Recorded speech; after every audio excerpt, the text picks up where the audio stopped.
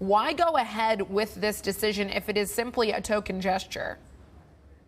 Well, they're under a lot of pressure from big consumers of their crude, the US in particular, France, Japan more recently, who really want that price down. So any sort of little gesture like this can perhaps help salvage relationships. Now, I would note that it's important to realize that it is not a true 100,000 barrel per day increase.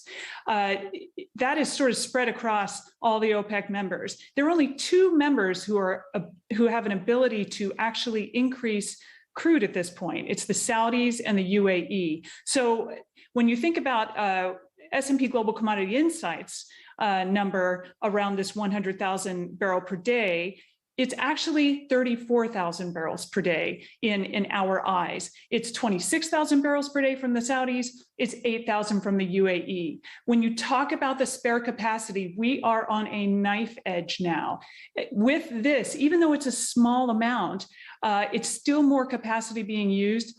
You've now dipped the spare capacity for OPEC down to around 1 million barrels per day as of September. And again, that's according to S&P Global Commodity Insights. That is near historic lows.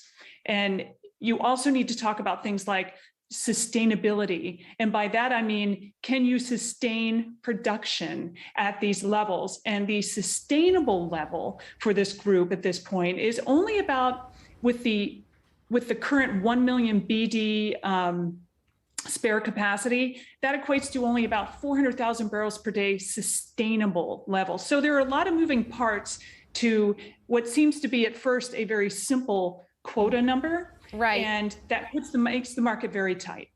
Beth, I want to dig a little deeper into Saudi and UAE because, as you pointed out, these are the two countries that really matter most when it comes to increasing capacity. Just to be clear, how much or what would it take to see these two countries pump more oil? Is it a matter of investment? And if so, what's actually needed to get them pumping more? Well, I think they are torn between the incredibly beneficial high prices, their relationship with Russia. It's OPEC plus now. It's no longer just OPEC. Russia is a big part of this. So what Russia wants is also extremely important. The Biden fist pump heard around the world didn't do a whole lot. So I think we got a clear signal from the Saudis and from OPEC about what it would take to raise the output.